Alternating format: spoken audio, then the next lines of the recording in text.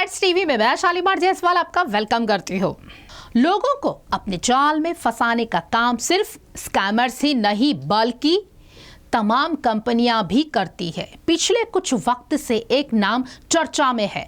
हम बात कर रहे हैं डार्क पैटर्न की, जिसका इस्तेमाल तमाम कंपनियां करती है।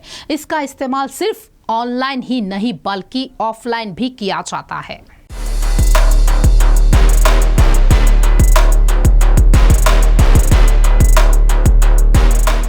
डार्क पैटर्न आखिरकार क्या है, इसका इस्तेमाल कब और क्यों किया जाता है? आसान शब्दों में कहे तो इसका इस्तेमाल ज्यादा से ज्यादा लोगों को अपना प्रोडक्ट बेचने के लिए किया जाता है। अब सवाल ये है कि फिर इस पैटर्न में स्कैम क्या है? दरअसल इसका इस्तेमाल करके कंपनियां ग्राहकों को अपना प्रोडक्ट खरीदने के लिए मजबूर करती है। आप सोच रहे होंगे कि कोई ऐसा कैसे कर सकता है? आइए जानते हैं एक खास रिपोर्ट।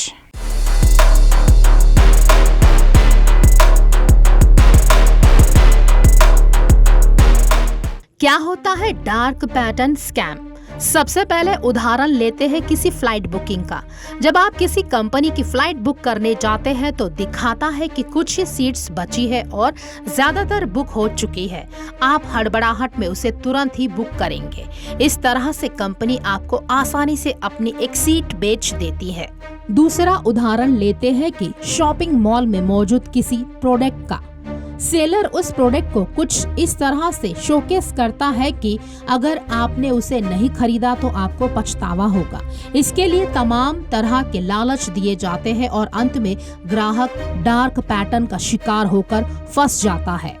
डार्क पैटर्न एक तरह का यूजर इंटरफेस होता है जो इस तरह से डिजाइन किया जाता है कि इससे कंपनियों का फायदा हो सके। कई बार ई-कॉमर्स कंपनियां अपने प्लेटफॉर्म पर प्राइसिंग और प्रोडक्ट के डिटेल्स को लेकर कुछ चीजें हाइड करती है या ऐसी जगह रखती है जहां यूजर्स को दिखता नहीं। डार्क पैटर्न सिर्फ ऑनलाइन ही नहीं होता बल्कि ये प्रैक्टिस कंपनियां अपने कस्टमर्स को एक तरह से बेवकूफ बनाने के लिए ऑफलाइन भी यूज करती है। एक उदाहरण, सेल के दौरान अमेज़न पर जितने भी प्रोडक्ट्स थे उसकी असली कीमत नीचे दिखती, जबकि EMI की एक किस्त बोल्ड फॉन्ट में प्रोडक्ट के पास दिखाई देती है। इसे देखकर ऐसा लगता है कि प्रोडक्ट सस्ता है। 1 लाख रुपए का मैकबुक के प्रोडक्ट पेज पर सबसे ऊपर जहां कीमत होनी चाहिए थी वहां पर एक EMI किस्त मेंशन होती है जो लगभग 10,000 रुपए होती है। इसे भी डार्क पैटर्न कहा जा सकता है।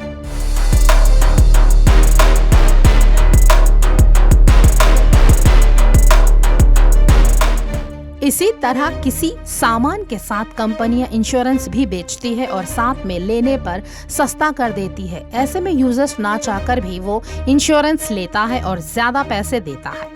इसी तरह कई ऐप्स या वेबसाइट पर जब आप किसी सर्विस के लिए सब्सक्राइब करते हैं या पैसे देते हैं, सब्सक्राइब करने का ऑप्शन बोल्ड होता है और आसानी से विजिबल होता है, लेकिन वहीं उसे अनसब्सक्राइब करने का ऑप्शन छोटा होता है और मोस्टली हिडन होता है और उसे ढूंढना होता है। आपको लग रहा होगा कि इसमें गलत क्या है। दरअसल डार्क पैटर्न स्कैम में कंपनियां ग्राहकों को मैनिपुलेट करती है जिससे वो उनका प्रोडक्ट खरीद लेते हैं। कुछ हद तक ये जायज है, लेकिन कई बार इस तरह के स्कैम में ग्राहकों के पास बाहर निकलने का रास्ता नहीं होता है। मसलन आप किसी वेबसाइट को सब्सक्राइबर करते हैं। सब्सक्रिप्शन का प्रोसेस बहुत सिंपल होता है, लेकिन सब्सक्रिप्शन कैंसिल करने के प्रोसेस को काफी मुश्किल बना दिया जाता है। इससे यूजर कई बार परेशान होकर सब्सक्रिप्शन कैंसिल नहीं कर पाता है। ये डार्क पैटर्न के गलत इस्तेमाल का एक उदाहरण है। इस पैटर्न का इस्तेमाल कई बार कंपनियां अपने टारगेट को अचीव करने के लिए करती हैं। अगर वक्त पर टारगेट पूरा नहीं हो पाता है तो कंपनियां लालच देकर या फिर कुछ ही यूनिट्स बची है ऐसे बैनर लगाकर लोगों का ध्यान खींचते हैं। इसका मकसद वक्त पर कंपनी की सेल को पूरा करना है। हाल में ही सरकार ने डार्क पैटर्न स्कैम को लेकर सख्त हुई है। इस समस्या को हल करने के लिए सरकार सॉफ्टवेयर बेस्ड सॉल्यूशन तलाश रही है। इसके लिए एक हैकाथॉन का आयोजन किया गया है जिसमें जीतने वाली 5 टीम्स को 10 लाख रुपए का इनाम दिया जाएगा। इसके साथ ही टीम्स को अचीवमेंट का सर्टिफिकेट भी मिलेगा।